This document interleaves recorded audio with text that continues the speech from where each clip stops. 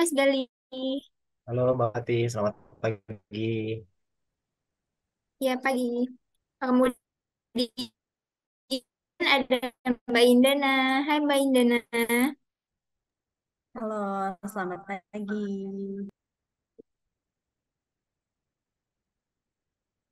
Oke, kemudian ada Mbak Atim. Hai Mbak Atim.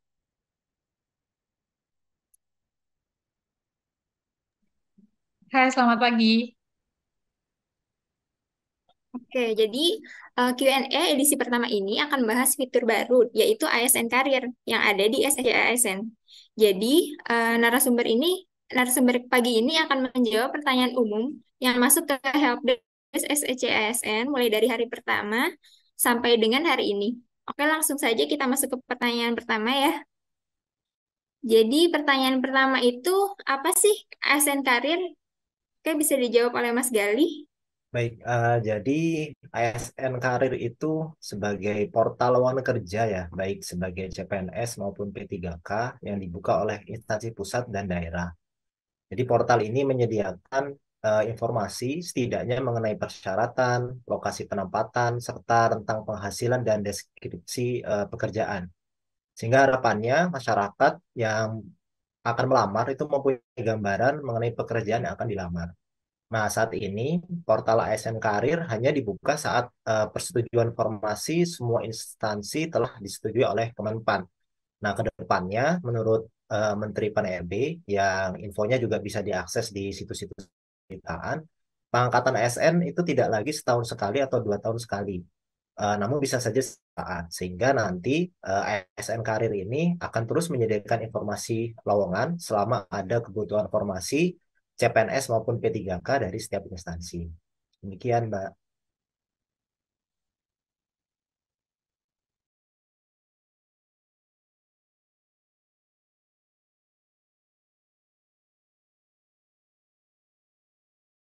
Oke, makasih Mas Gali.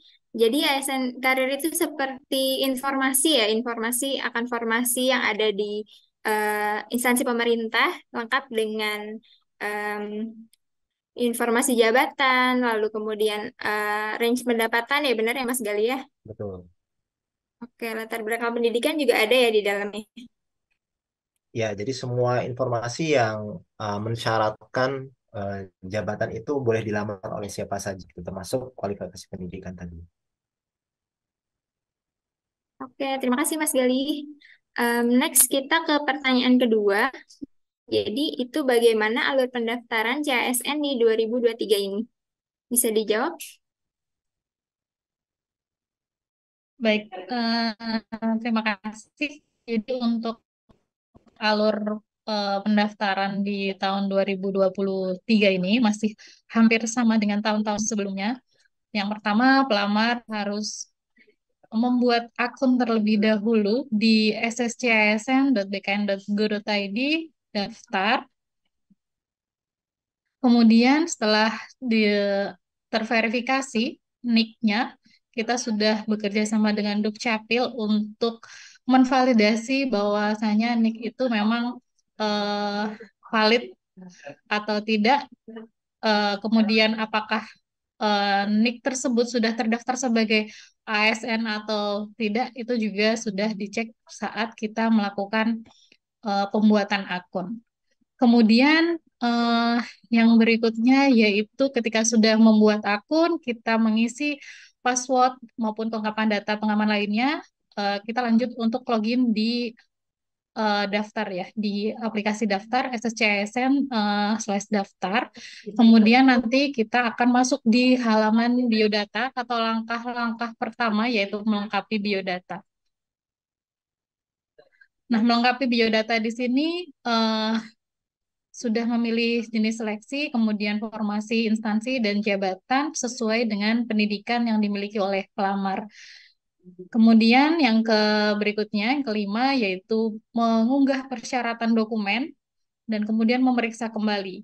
Nah, di unggah dokumen ini, teman-teman pelamar juga harus memastikan sudah memiliki akun iMaterai, karena ketika unggah dokumen, ada persyaratan dokumen yang harus menggunakan iMaterai, yaitu eh,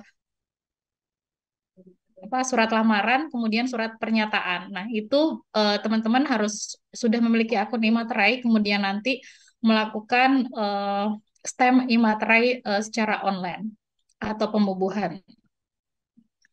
Selanjutnya, setelah dokumen diunggah dan pelamar yakin untuk melamar di formasi tersebut, maka teman-teman sudah masuk kepada resume dan kemudian submit. Pada saat itulah apa yang sudah diunggah dan sudah diisi oleh pelamar sudah tidak bisa lagi untuk diupdate. Kemudian akan lanjut pada proses verifikasi yang dilakukan oleh instansi. Kemudian nanti pelamar jika diumumkan bahwa yang bersangkutan lulus, selanjutnya teman-teman bisa cetak kartu ujian untuk melakukan ujian SKD untuk CPNS dan ujian SKT atau seleksi kompetensi untuk teman-teman P3K.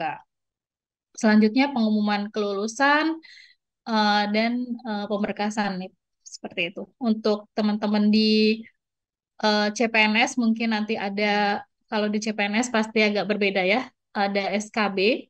Kemudian untuk di teknis juga harap dipastikan teman-teman mengecek kembali apakah formasi yang dilamar itu membutuhkan SKT atau seleksi kompetensi tambahan. Jika teman-teman melamar di P3K teknis dan disyaratkan untuk mengikuti seleksi kompetensi tambahan, maka setelah melakukan seleksi pertama, teman-teman diumumkan lulus, maka teman-teman harus melanjutkan untuk mengikuti seleksi kompetensi tambahan yang diadakan oleh masing-masing instansi. Kemudian nanti jika sudah diumumkan hasilnya dan pengumumannya itu lulus, maka teman-teman bisa melanjutkan untuk proses penetapan NIP. Demikian, Mbak. Oke, makasih Mbak Atim. Nah, sebelum lebih jauh lagi nih, ada juga tuh pertanyaan tentang apa itu SSC-ASN. Bisa dijawab Mbak Indana atau Mbak Atim? Ya, baik. Jadi SSCASN itu adalah sistem seleksi calon aparatur sipil negara yang merupakan situs resmi pendaftaran ASN secara nasional sebagai pintu pendaftaran pertama seleksi ASN ke seluruh instansi, baik pusat maupun daerah. Jadi satu portal aja gitu ya. Tidak lagi pendaftaran itu di masing-masing instansi, tapi semuanya baik instansi pusat ataupun daerah daftarnya melalui SSCASN. SSCASN ini dikelola oleh BKN sebagai Panitia Seleksi Penerimaan Nasional. Kemudian kita sama-sama tahu ya bisa diakses di https sscsn.bkn.go.id. Nah, SSCASN ini juga sebagai suatu ekosistem, tidak hanya berisikan satu portal saja, helpdesk saja, tetapi ada lagi subsistem lain di dalamnya dari mulai awal pendaftaran sampai dengan nanti pengolahan akhir, pengisian DRH, dan nanti ke penetapan itu. Oke, makasih Mbak Indana. Jadi SSC-ASN itu lengkap ya dari mulai pendaftaran. Jadi apabila ada kendala itu di helpdesk juga ada ya. Kemudian seleksinya semuanya ada di dalam situ ya Mbak, terpampang. Jadi nilai ataupun nanti sampai dengan penerimaan apabila diterima, jadi ada di dalam SSC-ASN itu. Oke. Jadi, oh juga banyak nih ada pertanyaan, apakah calon pelamar perlu perlu buat akun baru? Karena kan banyak juga yang sudah mencoba berkali-kali ya. Jadi di tahun 2021, 2022 itu mereka sudah punya akun, tapi eh, apakah perlu nih buat akun baru? Oke, bisa dijawab? Untuk pelamar, seluruh pelamar maupun mungkin banyak yang bertanya tuh di teman-teman P3K Guru ya, karena kemarin aturannya memang sedikit berbeda dengan tahun sebelumnya. Jadi untuk tahun ini seluruh pelamar harus membuat akun terlebih dahulu. Seperti itu, Mbak. Bisa dicatat ya ini Sobat BKN, jadi seluruh pelamar itu harus membuat akun baru. Oke, ini ada juga nih pertanyaan, apa saja kategori pelamar? Bisa dijawab, Mbak? Kategori pelamar ya. Jadi di tahun ini kita lumayan gemuk ya formasinya. Ada 4 jenis pengadaan dari mulai CPNS, kemudian P3K Guru, P3K Nakes, dan P3K Teknis. Nah, untuk CPNS dan P3K itu memang secara peraturan dibagi kedua jenis kategori ya. Ada pelamar umum dan pelamar khusus. Namun untuk CPNS, pelamar khusus ini dibagi lagi menjadi disabilitas, kemudian putra-putri Papua, lulusan terbaik, diaspora, dan tenaga siber. Sedangkan untuk P3K, eh, P3K teknis dan nakes itu khususnya terdiri dari PHK 2 dan non-ASN. Sedangkan untuk P3K guru yang dimaksud khusus itu ada prioritas ex PHK 2 dan non-ASN. Seperti itu. Oke, terima kasih Mbak Indana. Jadi, Sobat BKN bisa disimak ya. Jadi, ada kategori pelamar yang sesuai dengan latar belakang Sobat BKN ini. Kemudian itu ada pertanyaan, ketentuan umum pelamar yang perlu diperhatikan sebelum mendaftar. Apa itu ya, Mbak?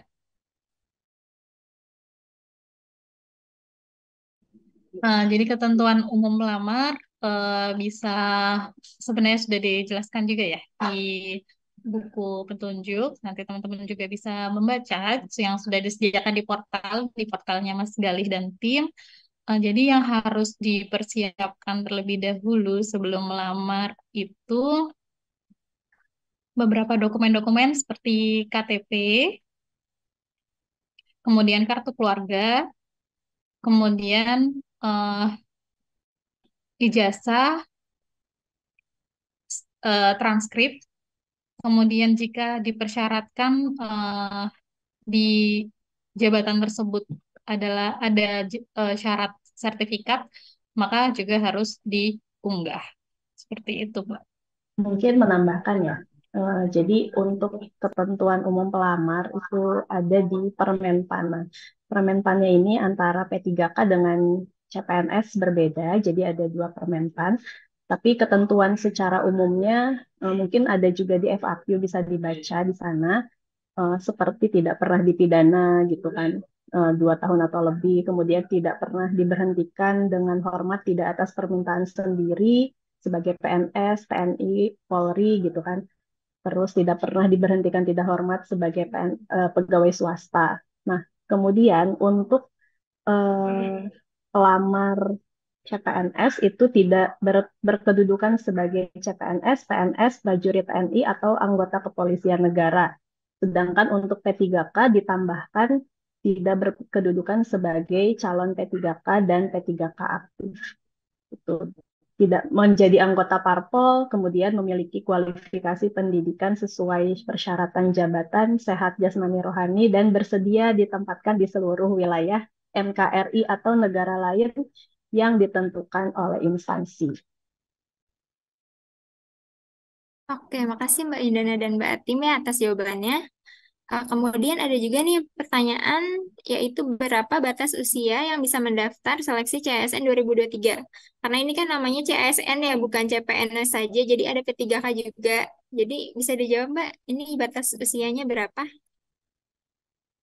Ya, baik. Untuk CPNS, batas usianya 18 sampai dengan 35 tahun, sedangkan P3K mulai dari 20 tahun sampai dengan paling tinggi 1 tahun sebelum batas usia tertentu pada jabatan yang akan dilamar. Jadi nanti mungkin bisa dicek di ketentuan masing-masing instansi karena batas usia maksimum ini bisa beragam sesuai dengan nanti yang di-set olehnya gitu ya. Oke, baik Sobat BKN bisa catat ya ini batas usia untuk CPNS dan CPPK itu berbeda ya. Jadi untuk P3K itu batas usia pensiunnya pasti diperhatikan untuk formasi masing-masing yang akan dilamar nantinya. Oke, kemudian nah ini ada juga pertanyaan, apakah boleh Mbak melamar lebih dari satu jabatan? Tentu saja tidak boleh ya. Jadi pada setiap tahun anggaran seleksi, teman-teman hanya bisa melamar satu jabatan saja. Seperti itu. Mungkin banyak yang tanya, gimana kalau saya satu jabatan di instansi A dan instansi B? Nah, itu tidak bisa. dan itu sudah divalidasi di sistem, jadi teman-teman tidak mungkin bisa mencoba hal tersebut. Oke, berarti satu akun itu harus melamar di satu jabatan saja ya, Mbak. Oke. Kemudian, em, ini ada pertanyaan kaitannya dengan tadi formasi ya. Ada formasi umum, ada formasi khusus. Itu perbedaannya apa saja sih, Mbak? Tadi udah saya singgung sedikit ya. Jadi untuk CPNS yang formasi umum itu berarti ya bisa dilamar oleh siapapun ya. Artinya memang kategori persyaratannya itu hanya disesuaikan dengan jabatan dan pendidikan, kemudian usia. Nah, kalau khusus, nanti khususnya ini dibagi lagi. Ada yang khusus disabilitas, artinya memang hanya penyandang disabilitas yang bisa melamar formasi tersebut. Kemudian putra-putri Papua ini juga nanti dibuktikan dengan surat seperti akte kelahiran gitu ya. Pokoknya terkait harus membuktikan yang bersangkutan sebagai putra-putri Papua. Kemudian ada lulusan terbaik, ini dari nilai apa? Dari ijazahnya, transkrip nilainya, nanti ada tulisan lulusan terbaik itu bisa mendaftar. Kemudian diaspora dan satu lagi tenaga siber. Itu untuk CPNS. Nah, untuk P3K ini juga sama, ada umum dan khusus. Nah, khususnya ini untuk P3K nakes dan teknis itu terdiri dari dua ya. Jadi ada THK 2 dan non ASN. Jadi kalau tapi gini, kalau non ASN dia harus mendaftar di tempat bekerja saat ini. Jadi kalau misalnya saya sebagai non ASN di BKN terus mau daftar ke Kementerian Luar Negeri itu tidak bisa masuk kategori khusus. Jadi tetap harus itu kategorinya umum gitu ya. Jadi sekali lagi di aturannya disebutkan bahwa non ASN ini harus mendaftar sesuai tempat bekerja saat ini. Jadi itu ya. Nah, kemudian untuk P3K guru tadi khusus itu ada tiga. Prioritas ini adalah individu yang dalam database Dapodik sebagai prioritas. Prioritas itu apa? Yaitu peserta yang memenuhi NAB P3K guru tahun 2021 dan belum pernah dinyatakan lulus sebelumnya. Kemudian ada XTHK 2. XTHK 2 itu adalah yang terdaftar di dalam database BKN dan non-ASN adalah guru non-ASN dari sekolah negeri. Kemudian untuk umum di P3K Guru, yang pertama ada lulusan pendidikan profesi guru yang terdaftar pada database kelulusan PPG di Kemendikbudristek. Dan yang kedua adalah guru yang terdata dalam Dapodik. Jadi agak beda kalau guru umumnya ini nggak bisa sembarangan gitu ya. Harus yang terdaftar di dalam Dapodik atau yang lulusan PPG. Seperti itu, Mbak. Oke. Lanjut ke pertanyaan selanjutnya nih. Ini kaitannya mirip ya sama yang sebelumnya tadi ada yang nanya, boleh melamar calon pelamar, boleh mendaftar CPNS dan P3K sekaligus, Mbak. Tentu tidak bisa ya. Kita hanya bisa memilih satu jenis pengadaan dan satu jabatan. Oke, jelas ya Sobat BKN, jadi hanya memilih satu jenis CPNS atau P3K dan satu jabatan saja. Kemudian, ini ada juga apakah bisa mendaftar CPNS, sedangkan pernah mendaftar di sekolah kedinasan melalui portal SSCSN Dikdin pada tahun ini. Ini gimana nih Mbak? Bisa ya. Jadi antara Dikdin dan SSCASN yang sekarang sedang buka itu sistemnya berbeda. Jadi nanti teman-teman yang sudah sebelumnya mendaftar Dikdin masih bisa mendaftar mau CASN ataupun CASN ya, CASN jadi CPNS atau P3K itu bisa nanti bikin akun lagi sampai dengan akhiri pendaftaran juga. Berarti bisa ya jawabannya ya Mbak. Kemudian, ada juga pertanyaan terkait formasi nih. Jadi, kenapa formasi P3K lebih banyak dibandingkan CPNS di pengadaan di tahun 2023 ini?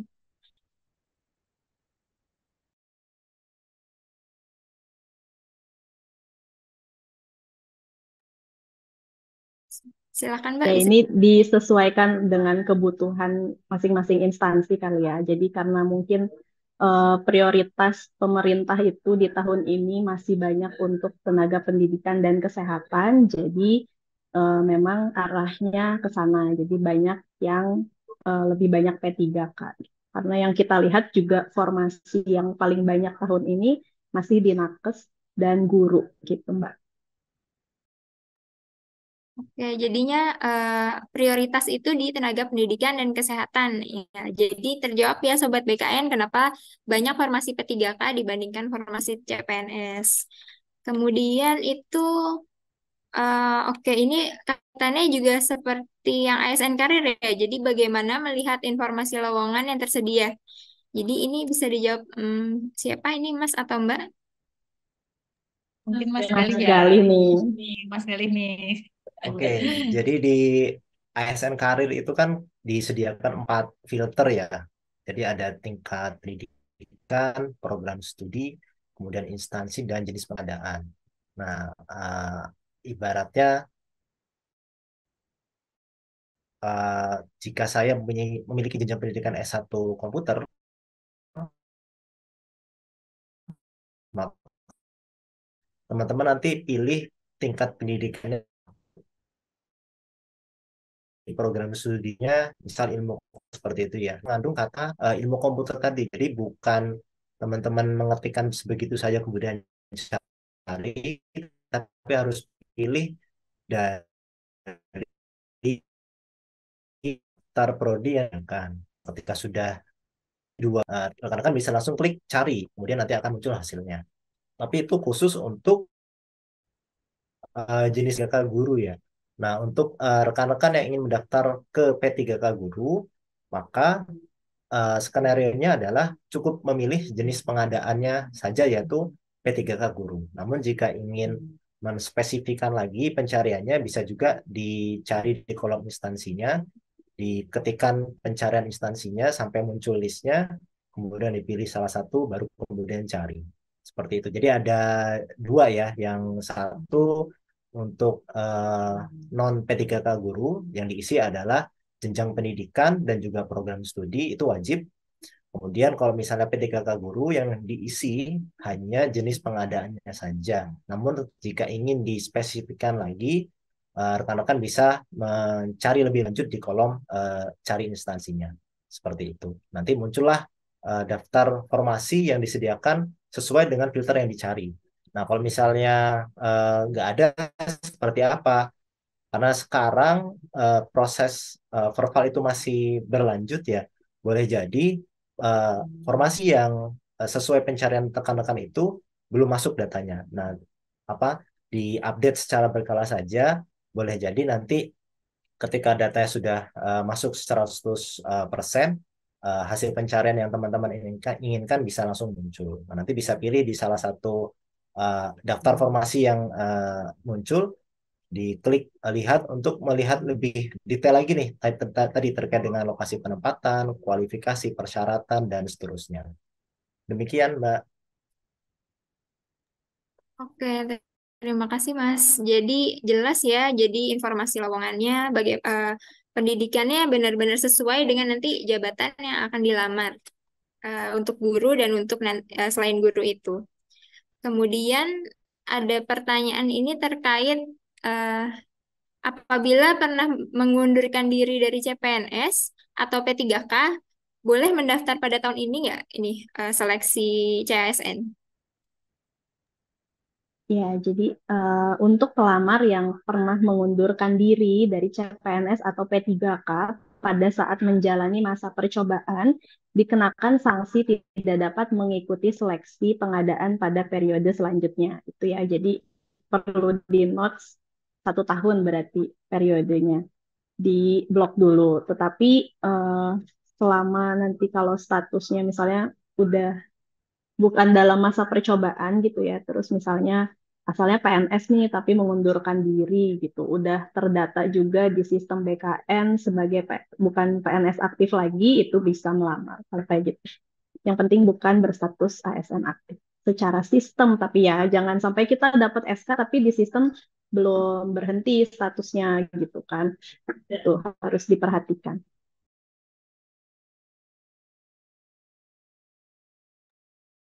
Oke, makasih Mbak Indana. Jadi jelas ya, apabila sedang masa percobaan CPNS itu diberikan sanksi 1 tahun, dan apabila mengundurkan diri itu statusnya harus jelas bukan tenaga ASN ya, jadi baru bisa mendaftar. Oke, next itu pertanyaan ada. Oke nih, ada juga nih, apakah bisa mendaftar akun SSC-ASN, sedangkan akun 2022 itu masih statusnya menunggu hasil optimalisasi. Itu gimana tuh, Mbak? Nah, ya, jadi jika masih menunggu hasil optimalisasi itu artinya statusnya belum dinyatakan lulus ya. Jadi kita kan nggak tahu tuh siapa yang lulus dari hasil optimalisasi tersebut. Nah, kalau masih belum dinyatakan lulus sampai mendapat NIP gitu kan, itu masih bisa mendaftar. Tapi mungkin harus dipilih ya nanti hasil optimalisasinya sudah keluar dan kita lulus, apakah mau lanjut ke pengisian DRH, kemudian menjadi P3K, atau mau ikut seleksi di tahap. Oke, berarti jelas untuk menunggu ya hasil optimalisasinya keluar. Apabila tidak lulus bisa mendaftar, dan apabila lulus bisa memilih untuk mengundurkan diri atau lanjut ke proses penetapan NI ya. Oke, baik. Kemudian ini terkait dengan imaterai nih. Jadi apakah wajib sih menggunakan imaterai untuk unggah dokumennya itu? Hmm, Seperti yang tadi sudah dijelaskan di alur, jadi materai itu wajib untuk digunakan di tahun ini. Nah, dokumen apa saja sih yang wajib menggunakan e-materai? Adalah ada 2 dokumen, yaitu surat pernyataan dan surat lamaran. Teman-teman nanti bagaimana caranya sudah ada juga di tutorial ya. Nanti bisa sudah ada juga di ini ya, di portalnya Mas Gali itu juga sudah diberikan caranya. Oke, berarti jelas ya. Jadi ini wajib menggunakan e-materai. Jadi tidak menggunakan materai fisik yang ditempel di dokumen. Jadi ini menggunakannya e-materai. Nah, tutorialnya bisa Sobat BKN simak di media sosial kami atau media sosial Peruria.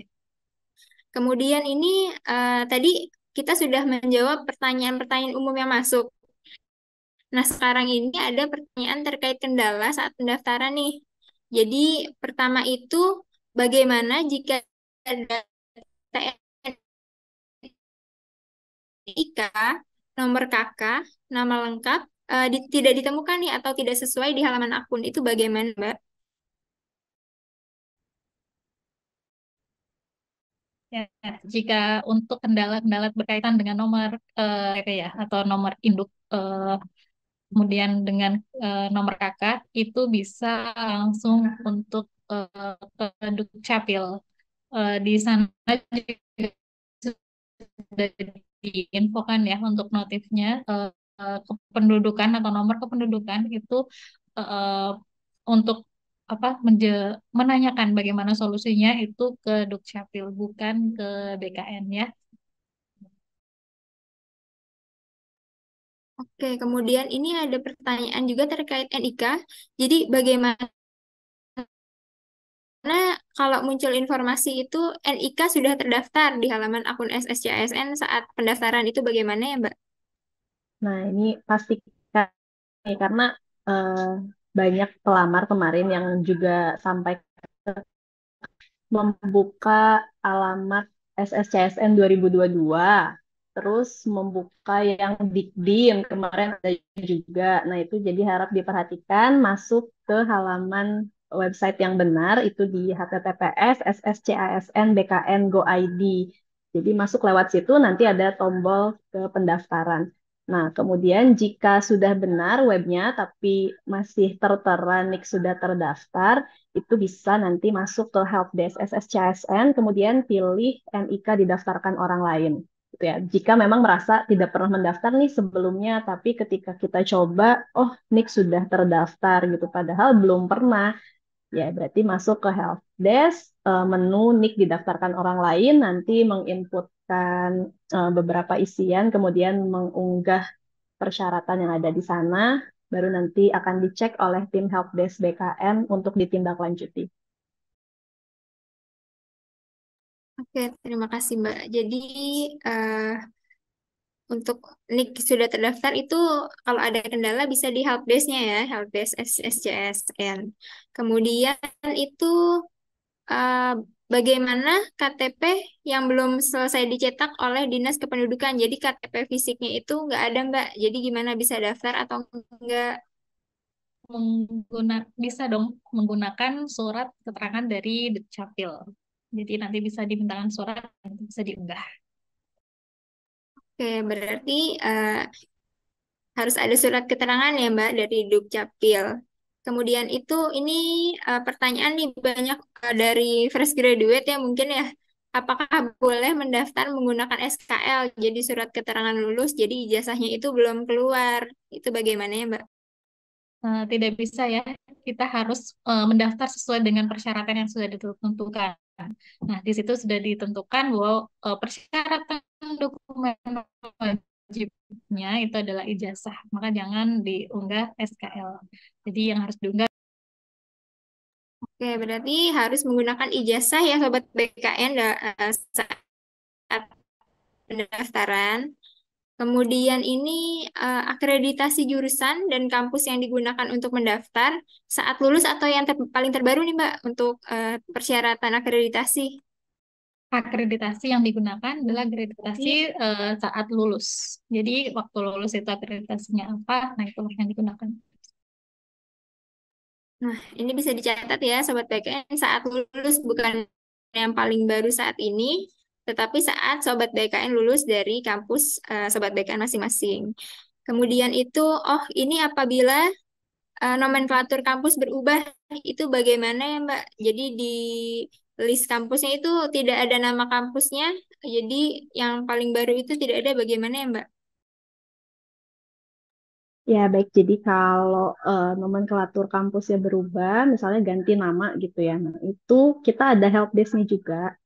Layanan helpdesk, kemudian terkait ke data diri, menunya nanti ada perguruan tinggi dan program studi tidak ditemukan. Jadi bisa diinput ke situ, nama perguruan tingginya apa, nama prodinya apa, eh, bisa dibuktikan juga dengan scan ijazahnya, gitu ya. Jadi ada helpdesk-nya. Oke, berarti Sobat BKN jangan panik ya jika nama perguruan tingginya itu tidak ada di list. Jadi bisa langsung ke helpdesk kami, nanti kami cek ulang.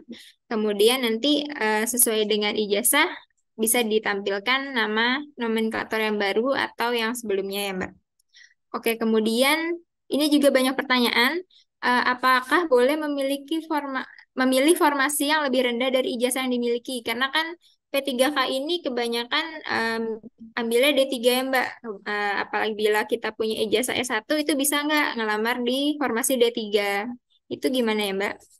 Tidak bisa ya teman-teman, jadi harus melamar sesuai dengan persyaratan. Kalau teman-teman ijazah CS1 berarti harus melamar di pendidikan yang memang membutuhkan pendidikan S1. Seperti itu. Oke, sudah Menambahkan jelas. mungkin ya Mbak, apa Ya.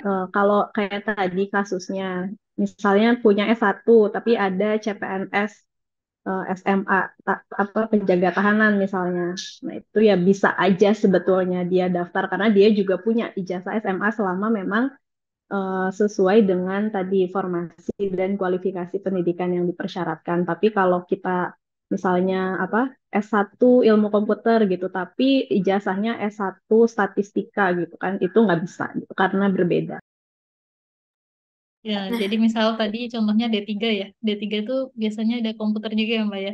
Nah, misal D3 S1 ya teknik informatika mau melamar D3 yang ada rumpun komputernya gitu. Itu juga sudah tentu tidak bisa. Yang bisa didaftar itu sesuai dengan ijazah yang kita miliki. Kalau kita punya ijazah SMA ya berarti kita melamar ijazah SMA. Kalau kita memiliki ijazah S1 berarti kita melamar pakai ijazah S1. Nah, itu harus memilih salah satu dari ijazah yang sudah kita miliki sesuai dengan ijazah. oke, sudah jelas nih Sobat BKN. Jadi sesuai dengan ijazah yang Sobat BKN miliki. Jadi kalau misalkan punya ijazahnya S1, formasi yang dilamar itu S1. Tapi kalau ingin melamar di formasi yang ijazahnya SMA itu bisa, tapi ijazah S1-nya itu tidak digunakan ya. Dan ini catatan untuk D3 dengan S1 itu berbeda ya, Sobat BKN. Jadi apabila Sobat BKN punya ijazah S1, sesuaikan dengan ijazah S1. Jadi tidak sama dengan D3 yang sama-sama ilmu komputer gitu. Oke Mbak, makasih. Kemudian, oke, ada pertanyaan, apakah bisa mengubah formasi atau instansi yang dipilih? Ini gimana nih Mbak? Bisa mengubah formasi atau instansi yang dipilih itu bisa selama belum mengakhiri pendaftaran. Jadi selama belum mengakhiri pendaftaran, data-data di halaman sebelumnya itu masih bisa diubah. Jadi nanti ada tombol sebelumnya gitu ya. Itu tinggal diklik aja nanti akan kembali ke page sebelumnya. Itu dengan catatan tadi ya, belum mengakhiri pendaftaran. Oke, berarti boleh mengubah apabila belum mengakhiri pendaftaran ya Mbak. Kemudian kalau misalkan mengubah itu, apakah ada data-data yang diubah juga Mbak? Jadi seperti unggah dokumen, seperti itu. Ya, karena kan bisa saja persyaratannya berbeda ya antara instansi yang satu dengan instansi yang lain. Bahkan di tiap jabatan pun bisa aja berbeda. Jadi itu harap diperhatikan lagi ketika ada proses perubahan formasinya, diganti instansi jabatan dan seterusnya itu, maka dicek lagi persyaratan Nah, ini juga perlu dicatat ya Sobat BKN, apabila mengubah formasi, diperhatikan lagi apabila ada dokumen yang diminta yang berubah, yang beda. Kemudian data-data dirinya dicek kembali sebelum memencet akhiri pendaftaran. Begitu. Kemudian untuk swafoto ini Mbak, ada pertanyaan, apakah ada ketentuan khusus, misalkan tidak boleh kelihatan gigi atau harus menggunakan kemeja putih, menggunakan latar belakang merah itu. Untuk swafoto itu sebenarnya tidak ada ketentuan khusus ya, yang pasti berpakaian rapi dan terlihat mukanya ini terlihat gitu, terlihat jelas lah hasil fotonya tidak buram gitu. Jadi di situ kan sudah ada dua tombol ya, bisa ketika teman-teman sudah foto, kemudian dirasa ternyata fotonya ngeblur atau tidak jelas gitu ya, itu bisa diulang fotonya. Jadi pastikan rapi dan jelas, fotonya terlihat jelas. Oke, berarti habis foto bisa dicek ya apakah fotonya benar. Kemudian apabila eh, fotonya tidak sesuai yang Sobat inginkan, bisa langsung diubah di saat itu juga ya Mbak.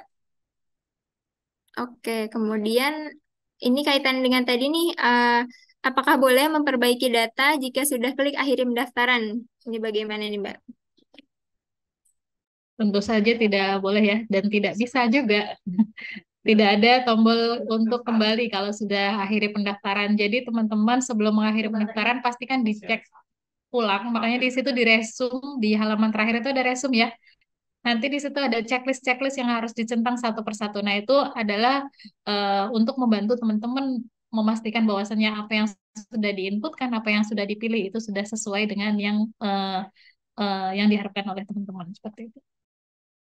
Oke, berarti dicek kembali ya dokumen sebelum memencet akhiri pendaftaran. Kemudian ini juga perlu diperhatikan, ini tombol akhiri pendaftaran ini wajib dipencet ya Mbak apabila pendaftaran sudah selesai dilakukan. Karena kemarin juga banyak kasus kalau belum dipencet karena takut masih salah dokumen-dokumennya.